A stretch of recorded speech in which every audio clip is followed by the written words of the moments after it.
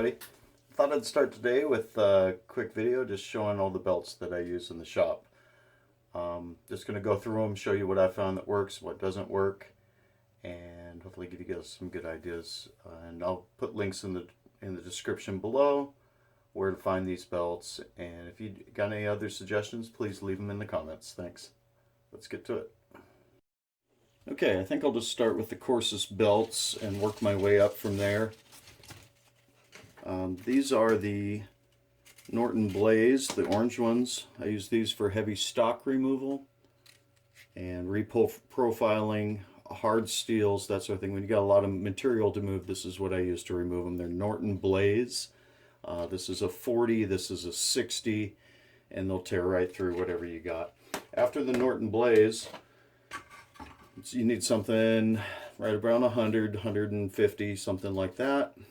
These are aluminum oxide. They're, I think these ones were made in Germany, and that's a really good belt to have. The hundreds are really good from going from your stock removal or your reprofiling, and before you actually start setting the bevel, you want to get out the harsh scratches. This is a 220 belt, another aluminum oxide. A lot of these I got off of Amazon. You can get them in 10 packs. They're not very expensive. They're $1 or $2 each, and they seem to last pretty good. I like all those. There's 220s, there's 320s. Anything in that mid-range is a good. That's where I actually consider that I'm starting sharpening, and I'm not removing metal or profiling and trying to get to an apex. This here is a 600 grit. But it's a silicon carbide, and what I found is the silicon carbides wear out very quickly, and they leave you with basically a smooth, see how it gets that sort of glossy look to it. It's lost all of its bite really soon. And you can do some stuff with the smoothed off belts, more of a burnishing thing, but for scratch removal and refinement of the edge and that sort of thing. 600 is a great number. I don't recommend the silicon carbide at this point. So that's just where I'm at. After the 600, I've got this. This has been the ones I started with. I got these in a 10 pack, or I think last year. It's a 1000 grit. I love it.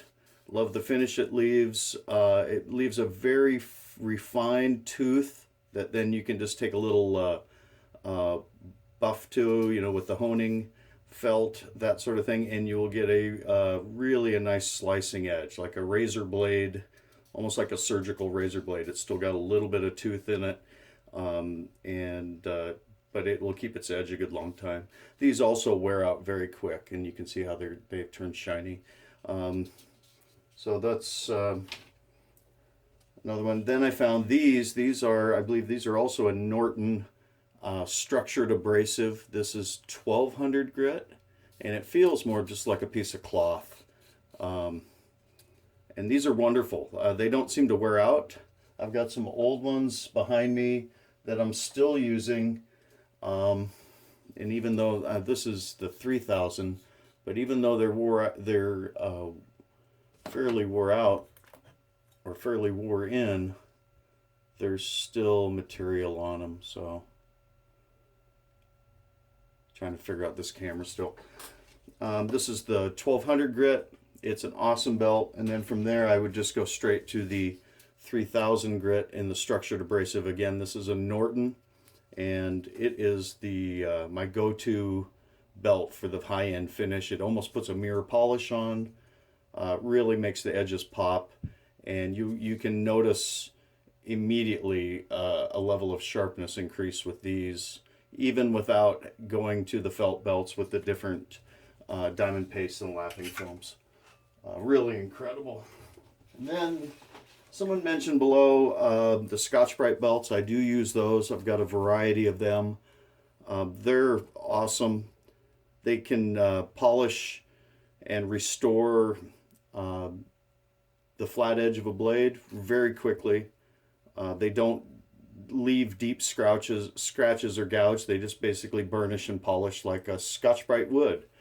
They remove gunk, junk, rust, tarnish.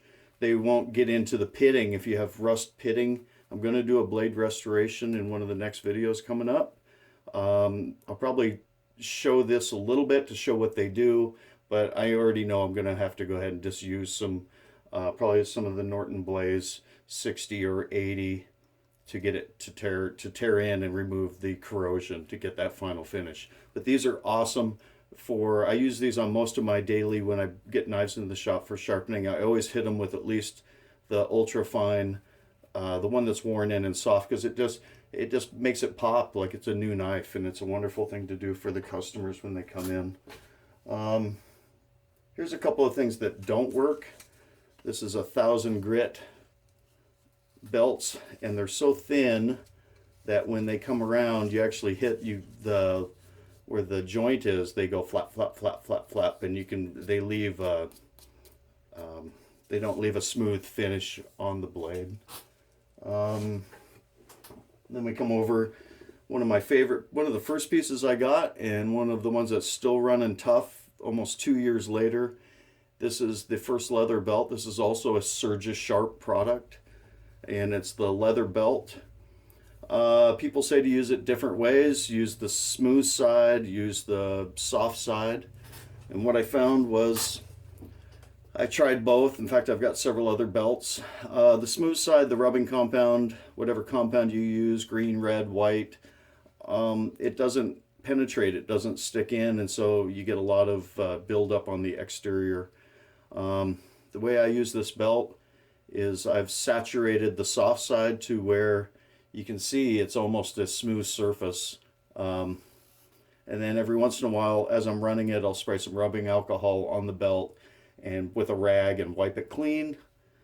And then I'll reapply the green coating. And this is what I usually do. This is my first step. You'd almost call it a deburring step. I use this after whatever level I finish the knife to with the different grits of sandpaper. After that, then, again, it depends how far you want to go, but these felt belts are amazing. They're so soft. They run so smooth on the machine. I'll show you that when we get into those videos.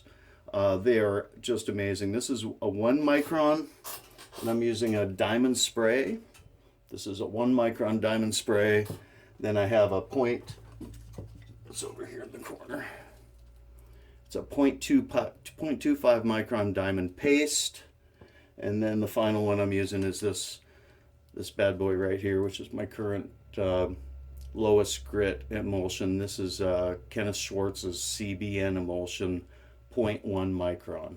So I think according to him, it was about 165,000 grit, if I got the right one here. It's super fine. You put it on the super fine belt, super soft belt. Run it at a higher speed so it doesn't round the edge over. Keep your angle right, and that's how I'm getting these slicing edges that will pop a hair right off your arm. Also want to talk about sharpness tests here in the next couple. Anyways, that's the belts I'm using.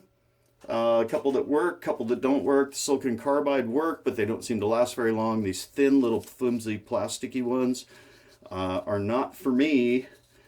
And I have some other diamond belts and I have a few others over here that I haven't really gotten into. Here's a test leather belt that I'm just trying different compounds with. Here's a fresh leather belt that I'm keeping just for a backup. And then I have this cloth backed, I think it's a diamond lapping film, and I really haven't played with them much. They remind me of the other plasticky ones. They're just really thin, even with the cloth back. So even with the cloth back, I'm not sure I'll be using these much, but it's nice to have belts around. They're not very expensive. That's one of the other beautiful things I like about the Harbor Freight's 1x30. The belts are not expensive. Even the high-end belts like the Blaze and the Norton are $3 or $4 each. I'll go ahead and I'll put all that information in the description below where I'm getting these. True Grit, Super Grit, Lee Valley, I think is another one. And places like that. And also, of course, there's always Amazon as well. All right. Thank you guys for watching. Have a great day.